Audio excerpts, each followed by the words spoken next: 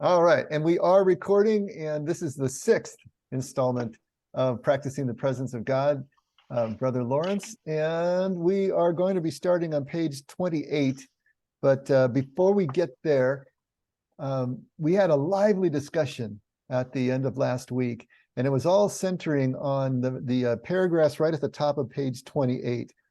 And Brother Lawrence is going through some gyrations here that just at the top of the page, God giving and the soul denying what it was that it was receiving from God, that in this battle, the soul, because of its faith, was as strong or stronger than God, since he could never give so much, God could never give so much, that the soul could not deny that what he gave was himself, that his ecstasy and rapture were only those of a soul which played with these gifts instead of rejecting them and going on to God, that beyond the wonderment, one must not let oneself be carried away, that God was still the master. There was this whole discussion that we had, basically trying to make a distinction, I suppose is the best way to put it, make a distinction between the emotional effects of the spiritual encounter that we can have with God when we're experiencing this pure presence, and God himself, herself,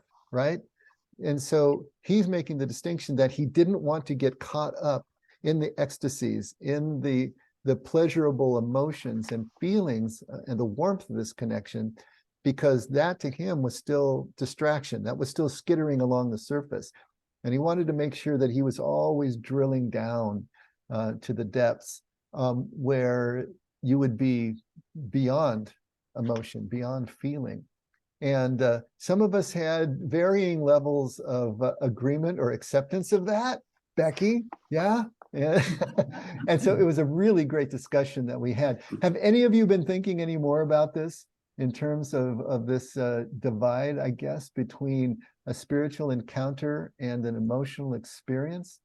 And anything that you want to lead off with before we dive into new material?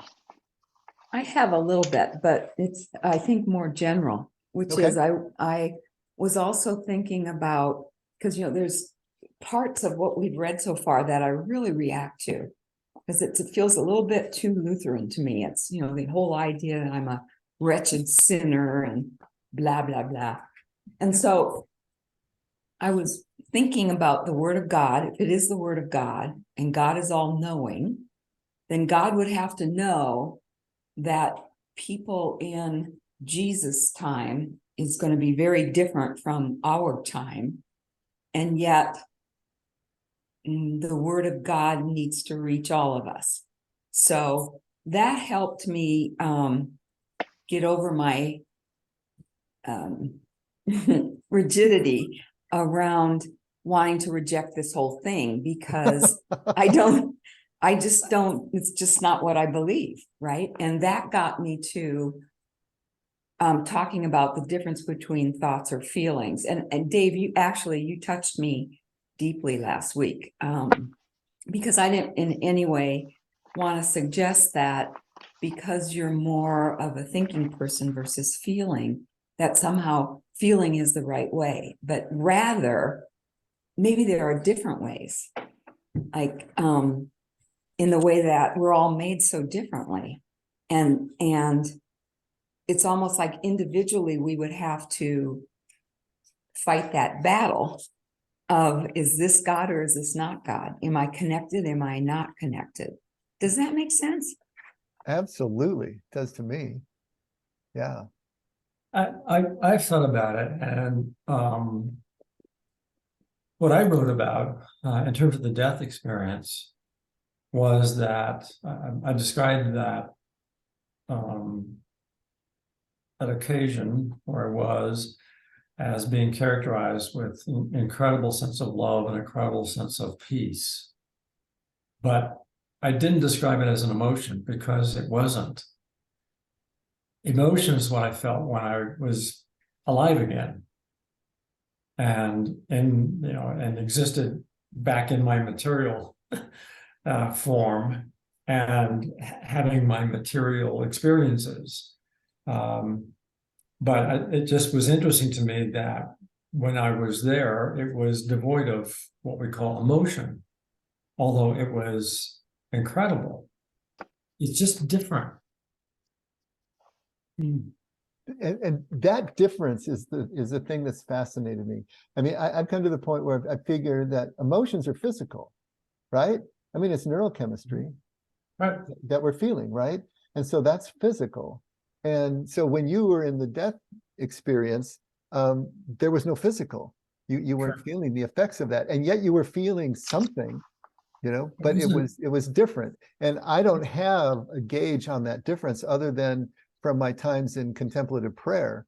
And I know what that feels like, but I don't imagine it has the same intensity of what you experienced or what Brother Lawrence has experienced, or, you know, Teresa of Avila or any of the other mystics that we read. And it doesn't really matter. As I think as Becky is getting at, that we're all going to have our own way of coming at this, and it's going to be different. But I think the important, and the only reason that I make a big deal of it, and I think that I'm thinking Brother Lawrence and Thomas Keating and John of the Cross all did as well, is that we want to make sure that we're not just chasing what the ancient church called the consolations. We're not just chasing the feelings, we're not just chasing the high, and that we are getting to that place of a deeper and more mature faith that doesn't need the emotion to understand that it's still having the encounter. And I think that's an important distinction to make. But I think each one of us is going to have a different mix of this. I agree. And Becky, when I was thinking about this, I was thinking about you, I was thinking about one time you were talking about doing your work. And those moments when something just comes. I use the language you're made to know. But something comes and you deliver it. At that moment, there's no emotion. And at that moment, there's really no thought because you didn't think it. You're just the instrument that's delivering it. I just think it's kind of more like that. But we have an experience of that. So after experiencing something like that, you might feel a rush. It's like, wow, that was really something. Or you might think, I want to write this. I want to write this down. No, I think by the end I learned it's gone. Because someone asked me a minute later, what did you say? I can't tell them. But I haven't thought about that, Brady, and I don't know if that's true for me. In those moments, I'm not fully convinced that I'm not feeling something. And that doesn't mean that I can imagine that being part of the body experience, even as something's coming through me. Yeah. Right. Like I don't know. Never thought about it that way. I have to think about it. Mhm. Thanks for thinking of that. I'd forgotten. I'm retired. God bless you. Yeah. But it's that feeling that experience you're talking about, Brady, when you're totally in the flow and you're talking and you're saying the things that feel true to you, and you feel that you're that vessel, but to try to recreate it, you know. I remember a pastor delivering something and someone said, "Can you repeat that?" He says, "Absolutely not." You know, it was just that, and I've been there too. People ask me to repeat that. I said, "No, I guess I can paraphrase myself, but I can't repeat it." You know, I wasn't really there when I was saying it. You know, there's that sense that you're kind of observing the process. And I think that's the closest we get to this practice of presence, this true presence. We are aware without thinking about it. And so we're almost another observer along with whoever is sharing the moment with us. There's that kind of feeling. You're no longer in control. You're no longer directing. You feel like you're part of a flow. And it's a really different experience, but it's freeing, it's liberating. You know, so many of us fear being out of control. And yet when you actually get there, it feels liberating. It feels great. It feels unrestricted. I could throw this out for everyone who's here. But I imagine there's a time in the life of everyone who's here where they've been amazed at what they just heard themselves say. It's like, where did that come from? I don't know that. How do I know that? It just that happens. Often when I share from the stage, I say the sentence, I can't wait to hear what I'm going to say next, because I have that experience of just being so present to the moment. I have no clue what, if anybody asks me, like Becky said, 2 minutes later, I couldn't tell you. I hope it was good. Yeah. I Then- actually had Go ahead. something really interesting that I'm taking from this kind of sentence that's a little more simplified for my brain. It was actually something that happened this week. And so I'm working with someone, and this person's a really amazing person, but can get lost in emotion, right? And they are driven by feeling empowered by God, getting this like spiritual connection and having this ecstasy that they're talking about. And this particular person feels like they can't work, they can't function, they can't get into the creative mindset unless they're like feeling on this like high cloud of like spiritual connection, right? And it was really interesting to come to hear her say that, because for me, I'm the kind of person, I don't need to have that feeling to put one foot in front of the other and like know that, you know, God is right here with me all the time. But I was able to see like an actual example of someone who was unable to function without this feeling, right? Without this like super connected feeling that he's kind of talking about, where it's like you don't always have to have that super spiritual connection and the super grounded, ecstatic connection, like full of love and bliss connection, right?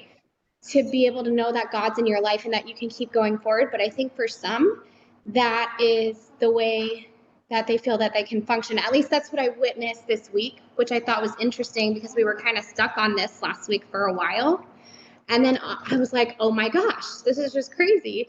And it was really kind of cool because I was like, hey, we were able to work through this. Like, hey, don't think, just do, right? Do the next indicated step. Like, just do what's in front of you.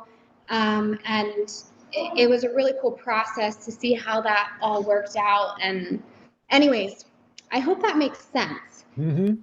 For me, that's what played out this week. And I was like, how did that happen right after we're reading about how Brother Lawrence is saying, like, God, like you can feel connected and be connected and feel gratitude and see God and everything. And it doesn't have to be this big, profound thing that's going on or this big, profound experience going on. So being able to stay in that is really nice. So I wanted to share that with you guys. I'm not sure if I'm off here, but this is what I got from it last week. And yeah. No, I think you're absolutely right on, Allison, because that's Brother Lawrence's position. He says, I can pick up a straw off the ground, right?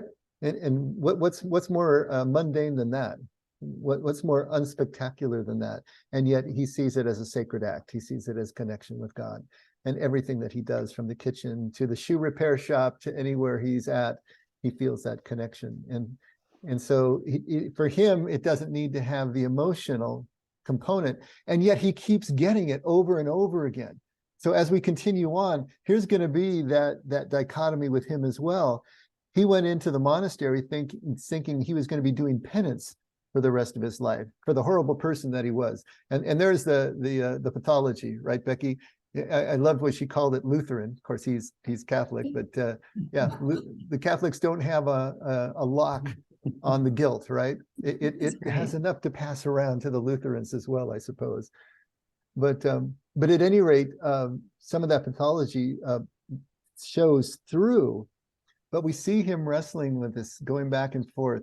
And in the second page, if we get to it tonight, I think we will, we see him starting to come back to more of the balance that we would see, and yet it's still tinged with this medieval Catholic worldview. And so I think it's really important as we read something like this, and I'm glad Becky didn't throw it all out this last week, is that we've got the prescriptive and the descriptive in anybody's writing. We talked about that in biblical texts, that there are prescriptive and descriptive commands, those that are prescribing a truth for all of us at all time, and those that are merely describing what's going on at a certain place in time. And I think we're going to apply the same thing to Brother Lawrence. There's some of the things that he says that are prescriptive for all of us. And there are other things that he says that are merely describing his own worldview and his place in culture and time. And those we can take or leave. I mean, we can take or leave the whole thing, but I think we can parse that out and need to say, these are the things that really apply. They're evergreen. They're always going to apply. And these are the things that are more cultural, and we can take a look at those and see what we think. So that's going to be the process throughout all of this. And we'll be pointing that out as we go. Both I and I'm sure you will be as well. Okay, let's press on a little bit. So let's take the next paragraph here on page 28. This would be the second full paragraph. That God repaid everything he did for him so promptly and so munificently that he sometimes desired to be able to hide what he did for his love, since by not receiving a reward, he would have the pleasure of doing something solely for God. That making sense? Yeah. It's following along with the first two paragraphs. No matter what he does, he was getting those consolations. He was getting those emotional rewards. He was getting the pleasure spiritually he felt from God. And yet he wanted to be able to not feel that, so that in the feeling of not getting any reward at all, he was doing something purely for the sake of doing it and for no other reason. He wasn't doing it for any motive other than doing something solely for God, but he couldn't help getting rewarded. I mean, you got to love that, right? Remember Jesus talking about giving in secret? Don't let your left hand know what your right hand is doing. You know, make your giving completely in secret, because your Father who is in secret with you will know. You don't need to shout it from the rooftops. You don't need to do what the Pharisees were doing, which is making sure everybody saw exactly what they were doing at all times.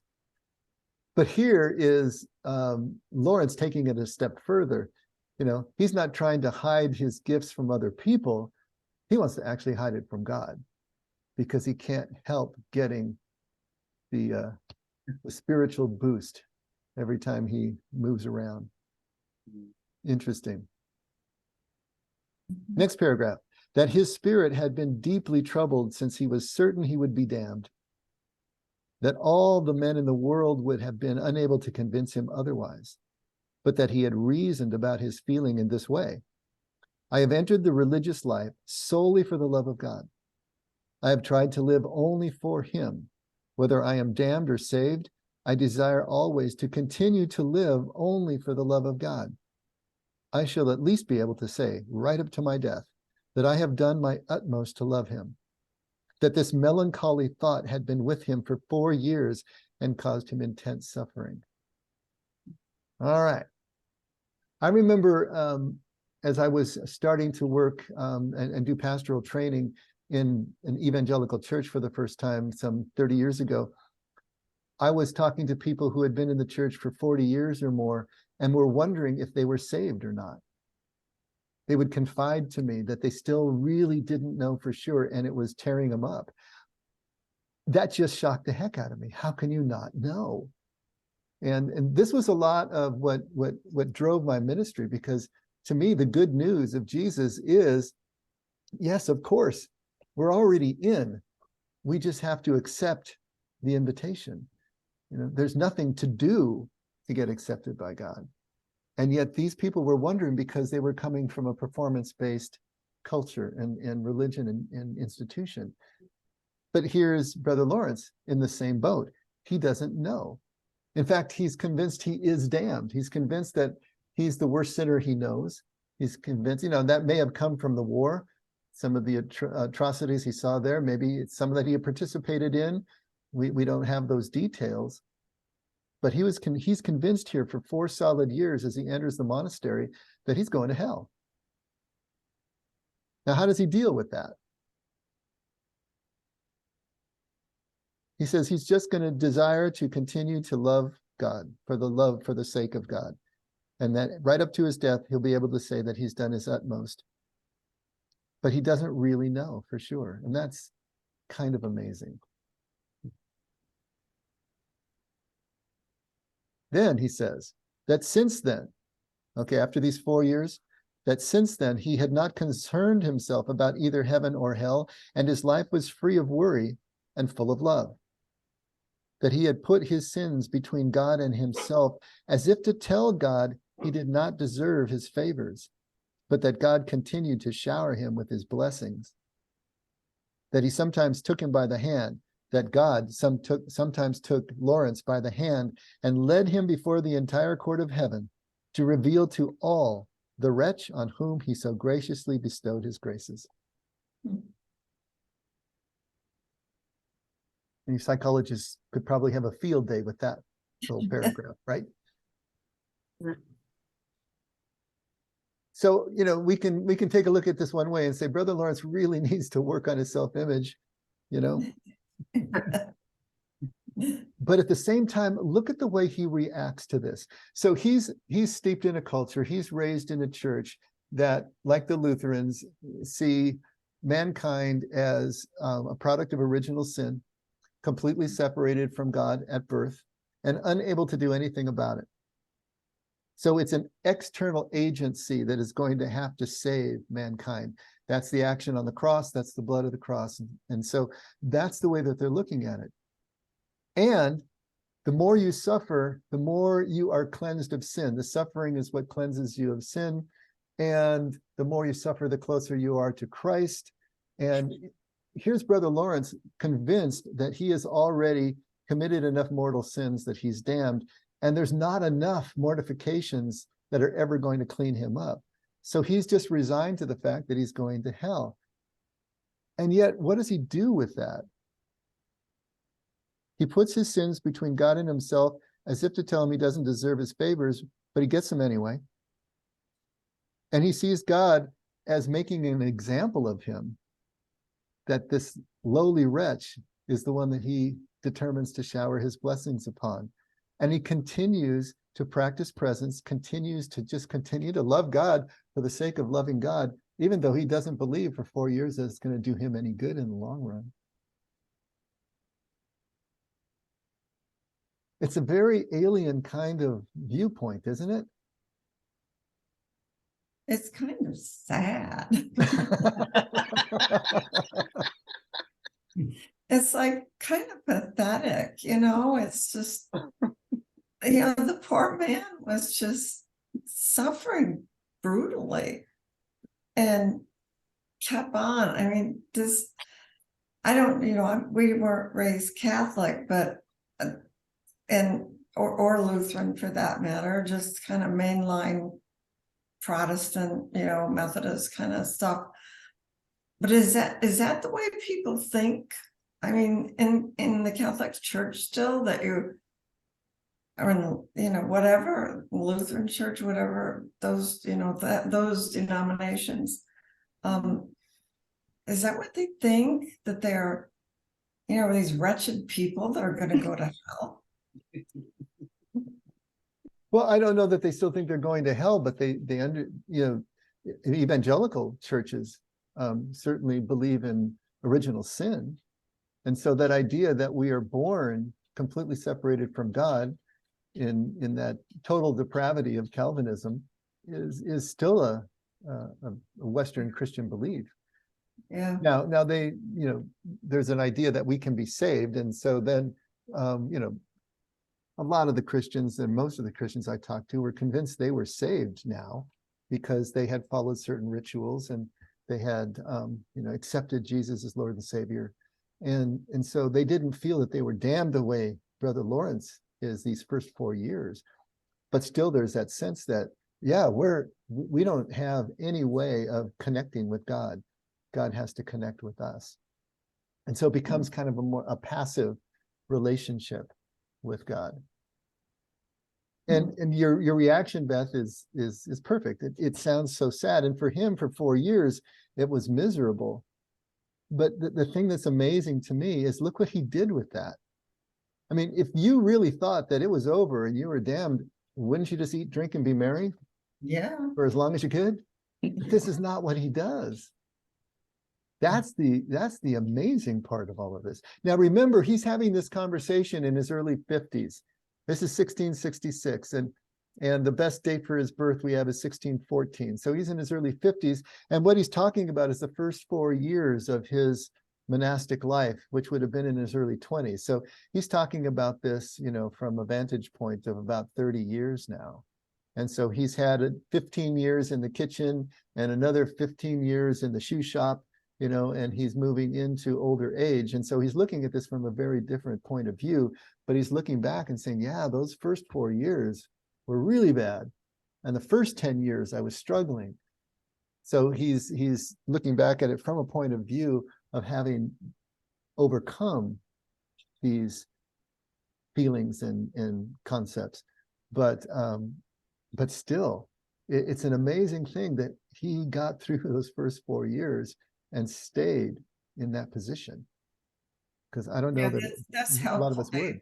Yeah, that's helpful to go back and, where he, in time for his life and where he was and where he's writing now and what he's writing now. Yeah. Okay. It made me think of an earlier conversation we had a few months back about humility, and this, it's I always cringe when I hear, like I'm the worst sinner of them all, that kind of language, like that, but it really does marry us to this idea of humility and humbling and lowering ourselves so that we can receive, and he was so extremely humble.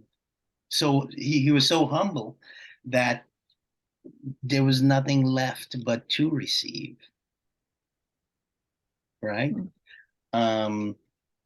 So I had a similar reaction to Dr. Wilson there. And then What is? Dr. Gordon, you do not need to tell us that. But I think there's something really beautiful about just having that unwavering humility. And it's like that good with the bad thing that we talked about, the suffering that has to accompany the growth. That's a great way to put it, William. We're talking about the Anavim spirit again, right?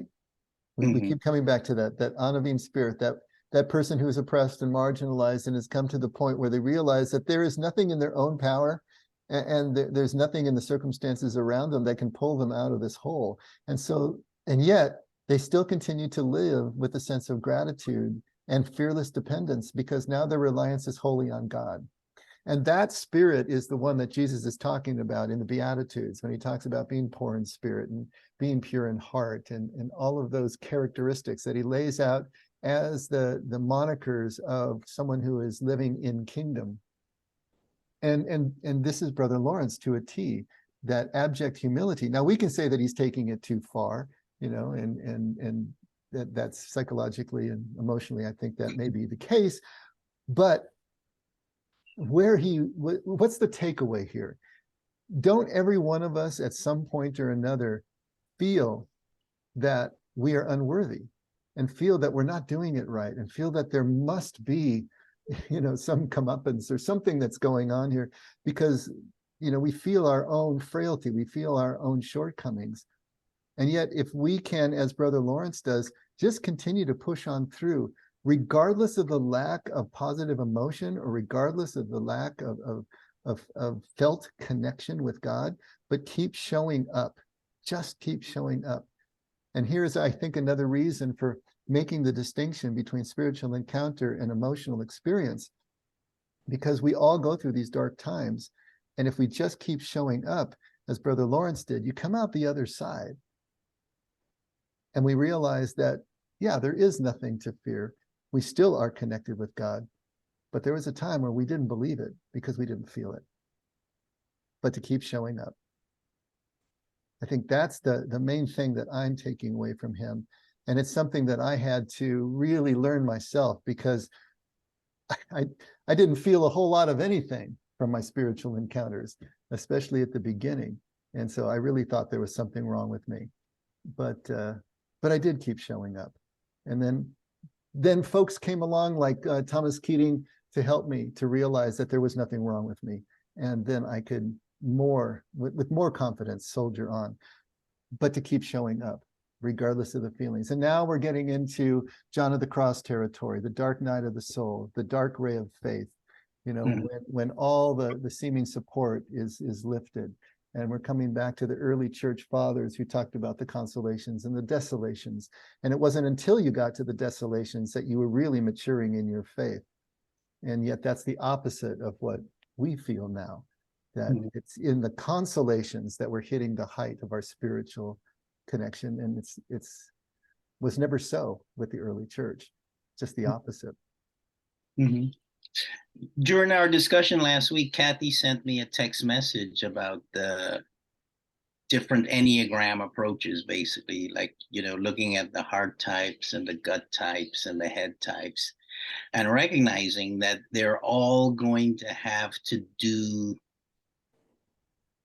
different types of work, essentially, to show up, to feel connected, essentially. So I was just thinking about that in relation to Becky's comment earlier about like if you're like a heart type, you're going to be going into this with feelings, like that's going to be your guiding compass, right? And the head types are, going to be more analytical and logical in their approach, but they're still going to need to open up emotionally and become connected emotionally. So anyhow, that was a little random thought that popped. So William, are you saying that, because I don't know the Enneagram the way you guys do, that relates back to God making us all different, and so we'll have different approaches on that path to connection? Correct. Yeah. Okay. Correct. Right. They're like, for example, people in the heart quadrant and the Enneagram are people who their struggles are around shame. They're around being admired, being one of those deadly sins that Dave talks about, like the, being seen as special, and their struggle would be seeing themselves as special, putting themselves on this altar as being special rather than humbling themselves to, allow their heart to be a funnel or a vehicle for the expression of God's love rather than for your own admiration or your own glory. Okay. So the glory of God rather than your own glory, essentially. And each of the different Enneagram types are going to have a different way they approach that struggle, I suppose. So yeah, I do believe what you're saying is true to some degree, because we do have to integrate the head, the heart, and the body, right? So we're going to get to feelings at some point, but it might not be our primary guiding rod. But it's going to be in there somewhere. Yeah, I was just go ahead. Who was speaking? Well, I just gotta say something. I'm sorry. I don't want to be disruptive, but I don't think this is a good guidebook for us in terms of how to live our lives, because it's missing a chapter, and that chapter is how do we go into the Abbey and give up this life in the first place to live this life of service. I mean, from the get-go, when he was there and in the kitchen, if there was any pride, if there was any desire to be the great monk or whatever, it was deprived of him and stripped away. What that leads me to is, I just want to say, this is kind of my witness, Gethsemane has always been more important to me than the cross. Because what I saw Jesus doing at Gethsemane is what I think I'm supposed to do. I don't think I'm supposed to crawl up on a cross and get crucified. I think I'm supposed to give up the egoic self. I think I'm supposed to, as much as I can, shed the egoic mind, shed pride, shed my desire for things, and fulfill God's purpose in my life, which I think is to serve people, to love people, to help people. And so I just have a different perspective, I think, than what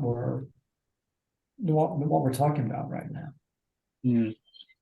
Well, I For was, instance, with the I would- Enneagram. I'm Yeah, sorry, the- again, Brady? Go ahead. I was just gonna say that dying to the egoic self is how we get up on the cross. You know, Mhm. that's the metaphor. And so to die to self daily, pick up the cross daily and die to self, deny self, is how we get on the cross. And so I see that as being our task. Yeah, we're not going to physically be crucified, but we do need to let that person die. That seems to us is everything that we are. And so it's still a terrifying concept psychologically. I'll tell you though, I think we're given opportunities in this life. Like I can just speak for myself just since retiring, that it's been a huge shedding of a lot of what William was talking about in terms of that egoic need to feel special or valued by others. It's a kind of a wonderful way to go about starting to shed those old skins. And it's not always pleasant, but it feels like we get to do it in a gentler way than what our buddy here got to do it. Because it feels like he's like headed for the hair shirt. You know, he's just bring it on, like get the whip. I'm ready to, you know. And as a recovering perfectionist, that makes my skin crawl. That's hard to swallow. Mhm. But what he's doing physically, we need to do interiorly, Sure. you know, and so it's, you know, we just had this conversation a couple of Sundays ago where, you know, the question was, you know, since we didn't get to walk with Jesus or we didn't get a burning bush, you know, do we have two strikes against us already? Did the ancients have an advantage because they got to walk with Jesus personally and Moses got to talk to God in the burning bush and at the tent of meeting? And the answer is really no. We don't have, none of us have any advantage. God is completely equal opportunity as far as that goes. And so there's always going to be this leveling process. And going into the monastery, because, you know, I did that for a short amount of time after high school, it'll solve certain problems, make maybe certain things easier, but then it just adds a bunch of other things, you know, so it's always a mixed bag. Go into the monastery or stay outside in lay life and become married and have a career, you still have equal opportunity to do what we need to do. And so it's, I think we need to realize that it's still our responsibility to engage our journey at whatever level we do it at. And it's still going to be presented as a very difficult thing. You know, like we were joking about golf, it's just hard enough. You know, it'll keep you engaged and it'll keep you challenged at the same time all the way through.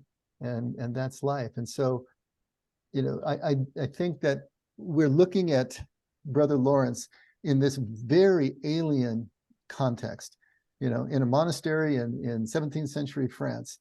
And yet, you know, with very different cultural background and institutional background. And yet the things that are evergreen, those prescriptive parts, are still going to be able to speak to us, I think, in a very real way. But we're going to have to put it into our context. And so let's keep the prescriptive parts liquid so that we can pour them into our container and let them take the shape of our lives. That's good. Rather than trying to take them fully formed and hardened in that context and force it into our lives. That's not the way it works. But I'm hoping that we still feel that Brother Lawrence has something to say to us as we kind of strip away some of these cultural things, right? And it's interesting that Becky said, you know, he's ready to take the hair shirt. but actually he never did. And let's continue on and see where he ends up with all of this. That in the beginning, a persistent effort is needed to form the habit of continually talking with God and to refer all we do to him. But that after a little care, his love brings us to it without any difficulty. So it's difficult at first. We have to form the habit. Like anything else, it's difficult to form the habit. But after a time, it's like the ancients said, we said the prayer over and over again until the prayer was saying us. Brother Lawrence lives and intentionally and consciously is working on presence until the presence is just his default position. And he attributes it all to God, but actually it's a cooperative, it's a participation that he has going on. And then at the next page, that he expected after the happiness God had given him, that he would experience pain and suffering, but that he had not worried about it, knowing well that since he could do nothing by himself, God would not fail to give him the strength to bear the pain and the suffering. That when the occasion arose to practice some virtue, he always said to God, "My God, I cannot do this unless you enable me to do so." And he was immediately given the strength needed and even more. I think I'm ahead of myself. I was thinking that we were going right into the part where he doesn't go for the hair shirt, but that's later on in the conversation. So sorry, I got you all up and stoked for nothing. But let me just preview that a little bit for you.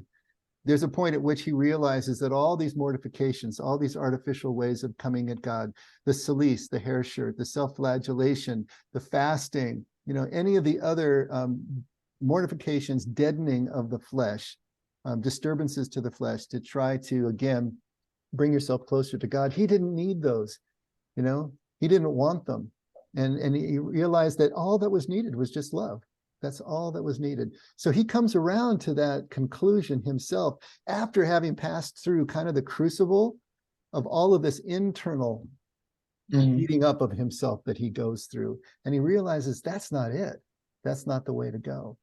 And yet, even with that, he still retains a little bit of his Catholic guilt. So, there's a mix there. But it's so interesting to see that he comes to that same place. He ends up giving up his spiritual director. He doesn't need his spiritual director anymore.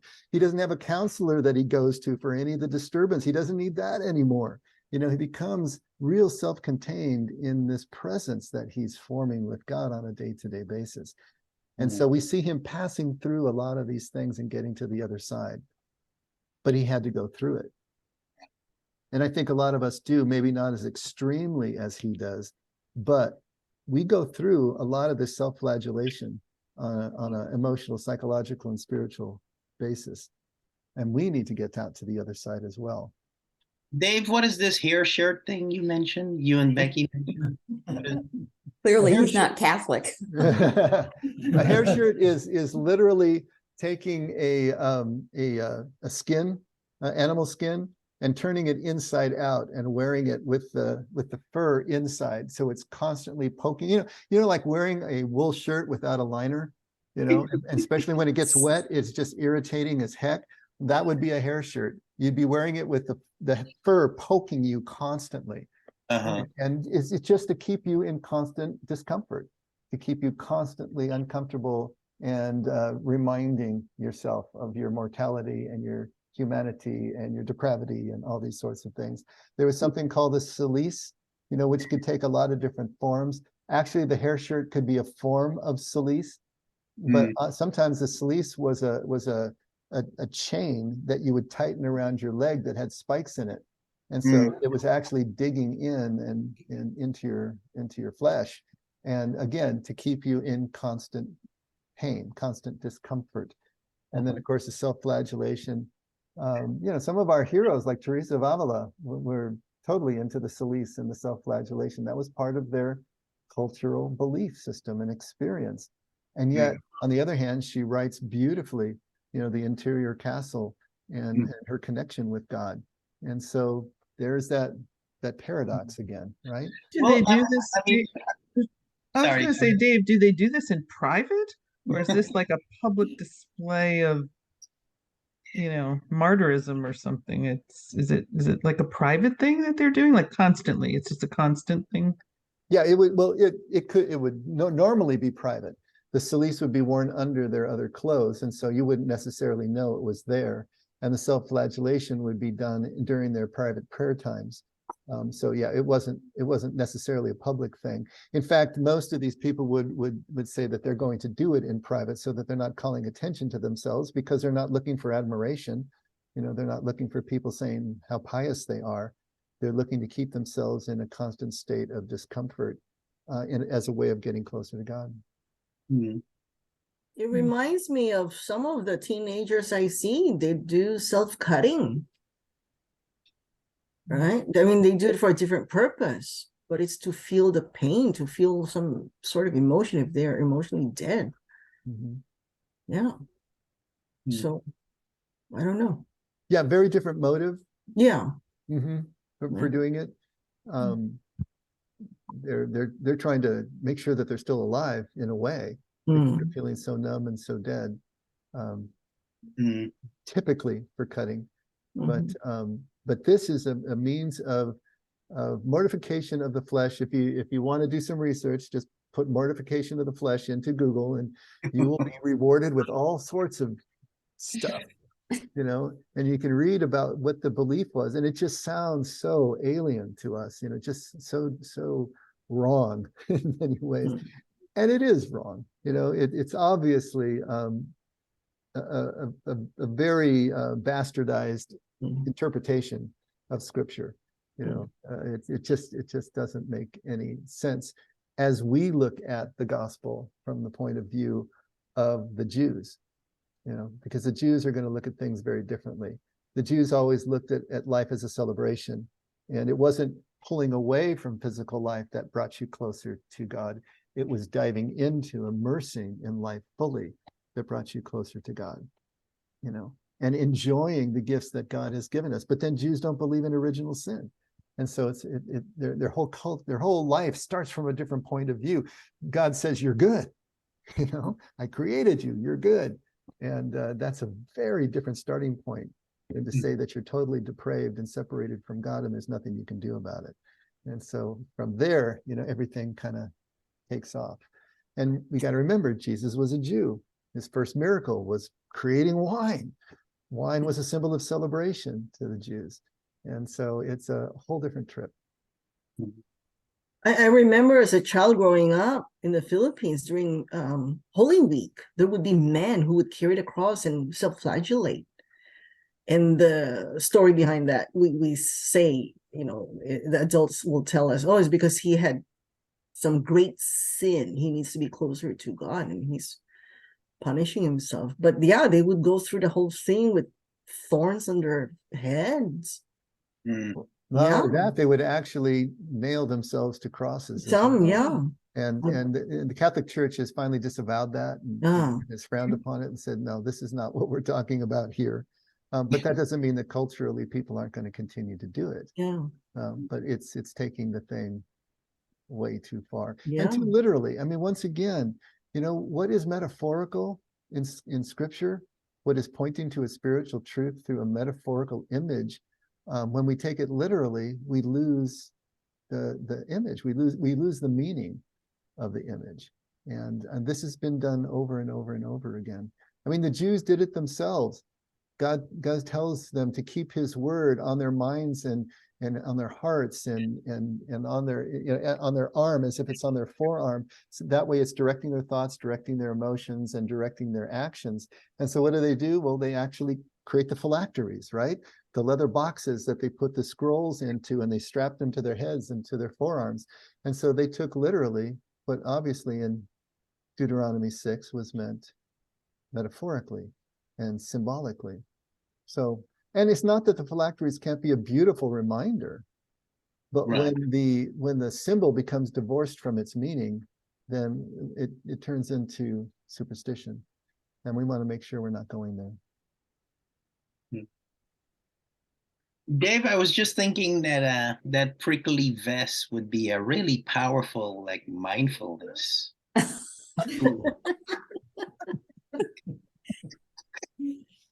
Well, William, go you go first, for it then, William. buddy. Yeah, I'm sure they have something on Amazon, William, that you can. I'm sure you'll be really present wearing one of those, right? You wouldn't. Isn't that what the move. spikes and the things in the ears are about and the lips? No. No. Are no. those mindfulness tools as well? I think that's something altogether different too. Well, the problem with those is they stop hurting, and you have to Right. find a way to make them continue to hurt all the time, right? Yeah. That would be the whole Yeah. point. Worm inside out. Yeah. Even get one of those. Yeah, it's a very different way of looking at life. Mm. But that's the paradox of Lawrence. Even coming from this dark kind of cultural understanding, he breaks through with this enthusiasm and this love and this ecstasy of God's presence. And that's the thing that's so intriguing to me. You get this mixed bag here, like the two horns of the paradox. And here's Brother Lawrence right in the middle, just singing and praising and enjoying every moment of his life, even though. And I think that's something that we can take away for ourselves, because we walk around with the weight of the world on us. I know happens to me all the time. But to be able to break through, keep showing up, and find even in the smallest thing, the straw on the ground, the connection with God and the presence that transforms, that's life. That's the key. And that's what he's about. So even though we're going to look at a lot of this stuff and see the pathology in it, to hang on to the parts that can still instruct us, I think, is the important part here. So he's looking at, on the top of page 29, that he expected after the happiness that God had given him that he would experience pain and suffering. So he's expecting to go from the consolations down to the desolations, because that was a typical path. You know, and that's the Paschal mystery that we've talked about so often in here, the descent before the ascent. You know, that you start with kind of the honeymoon experience of the first flush of a relationship and a conversion experience maybe. And then after a time, then that fades and you move down into that dark night of the soul, into the desolations. So he would experience his pain and suffering, but he didn't even worry about it, knowing well that since he could do nothing by himself, God would not fail to give him the strength to bear the pain and suffering. He is a man of complete trust. He is a man of I guess true faith and that sense of fearless dependence, that Anavim spirit. And of course, he grew up as a peasant, so he was always marginalized. He was always invisible to the higher ranks of his society. He was used as cannon fodder in the war. And so, you know, he didn't have a lot to feel entitled about, next to nothing to feel entitled about. And so he was raised that way. So he was raised as an Anavim in terms of his physical marginalization and disenfranchisement, but that he was able to live that life and come through without resentment, without bitterness, without anger, without vengeance, and to have this sweet spirit and to have this sense of hope and gratitude. It's just all the more amazing, right? The next paragraph, that when the occasion arose to practice some virtue, he always said to God, my God, I cannot do this unless you enable me to do so. And he was immediately given the strength that was needed and even more. Again, this sense of dependence, but now he's echoing Jesus, isn't he? When Jesus said, I don't do anything on my own initiative. Everything I do is what the Father does through me. Jesus is always pointing to the Father, never pointing to himself. Always speaking of himself in a subservient role to the Father. You know, I and the Father are one. I do what the Father tells me to do, nothing of my own. Which drove the church crazy for the next 300 years, as they were trying to figure out how Jesus and God, were they the same? Were they subservient? I mean, how did this all work? And out of that finally came the Trinity and the hypostatic union. There's a big phrase for you, which refers to the nature of Jesus, how Jesus could be both God and man at the same time. And so these theological principles the church had to wrestle with, because a lot of it, because of the way Jesus spoke. He was understood as being the Son of God and being God, and yet he always spoke of himself as subservient to God. And so you had Christians that were saying he's a created being, he's subservient to the Father, and others saying no, he's of the same substance and co-equal. And so But that's the way Jesus is. He has that Anavim spirit himself. He has that humility. He has that willingness to submit. And yet at the same time, that's what gives him the power. That's what gives him the ability to do the things that he did. And Brother Lawrence understands it in exactly the same way. I cannot do this unless you enable me to do so. So he doesn't worry about it. He doesn't worry about performing, because it's not him who's performing. It's God who's performing through him. And God is always equal to every task. So why should he worry about it? Boy, if you could bottle that and sell it, I think he'd be doing pretty well. And then he says that when he had stumbled, he simply acknowledged his fault and said to God, I shall never do otherwise. In other words, I'm always going to stumble. I'm always going to fail. If you leave me to myself, it is up to you to keep me from falling and to correct what is wrong. With this, he put the pain of his fault from his mind. And then he says that we must act very simply with God and speak to him frankly, while asking his help in things as they occur, that God never failed to give it, as he often found out. So this asking for help in things as they occur, this is the mindfulness, this is the presence. It's not future tripping and saying, God, help me in these things in the abstract, from his prayer closet. It's in the doing. It's at the moment that he is trying to accomplish something that he connects with God. Asks for God's help. Understands God is helping him out as these things are occurring. And that God never failed to give him the help that he needed. And so this complete humility and dependence and practice of presence throughout. And then he tells this little story that he had recently been sent to Burgundy to buy wine. Now, if you know any of the geography of France, he was living in Paris. That's where his monastery was located, which is kind of north central France. And then Burgundy was eastern central France. And so it was quite a drive toward the German border. And then he goes to Auvergne as well, which is a lot further south. So these are fairly significant journeys that he had to travel. He's going to Burgundy, to the wine country. So he's sent to Burgundy to buy wine, and that this was difficult for him since he had no head for business matters. He was lame in one leg and could not get about on the boat except by hobbling from one cask to another, but that he had let none of this bother him, least of all the purchase of the wine. That he had said to God that it was his business he was on, and that afterwards he found out everything had gone smoothly and he had done well. That the previous year he had been sent to Auvergne for the same purpose, that he did not know how the business was accomplished, but accomplished it was, and very well indeed. Hey, this is getting right back to, what was it that I said? Can you repeat that? No. He had the same experience going on this business trip. He had been sent to Auvergne. He didn't know how the business was accomplished, but it was accomplished. He was just observing it as it went along.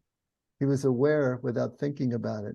He didn't worry about it beforehand. He just knew that God was going to be with him and equal to every task as it came up. And so it wasn't him that was doing it. It was God that was doing it through him.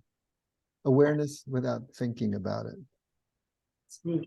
And then finally he says the same thing was true of his work in the kitchen, for which he had a naturally strong aversion. He didn't like being in the kitchen, having accustomed himself to doing everything there for the love of God and asking his grace to do his work. He found that he had become quite proficient in his culinary chores during the 15 years that he worked in the kitchen, that he was now in the shoe repair shop and was very happy there, but that he was ready to leave this position as he had previous ones, glad to do any task, however small, for the love of God.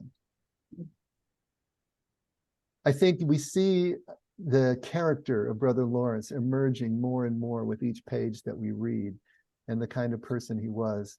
And that's the beauty of being able to look at what we can emulate, what can apply to us here. And I hope you're finding things that can apply, or ways that you can apply this in your daily life, because that's the only reason any of this really is relevant, if we can apply it to us. All right, we're at time. Any last comments though, before we adjourn? Any thoughts? I like listening to this. Mhm. I would like to get more involved in it. Very good. Good thing. Mhm. So Thomas, how was it getting thrown in the deep end of the pool here tonight? I was trying to catch up in the book while you guys were all talking about last week. It's going really well. It's going to be all right.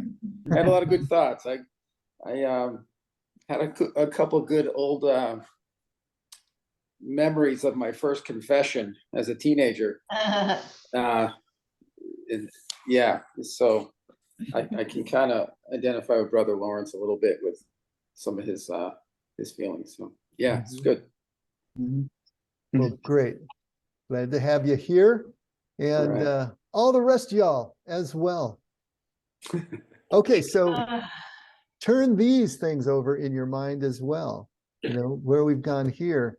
And I love that we had a little pre-roll before we got into the text this week, that there were things that you were turning over from last week, and see if there's some more things that you're thinking about. Turn them over, see what's true for you, what's not, because those are the things that are so helpful to talk about. You know, what's true for us, what seems to either work or may work, and what just isn't.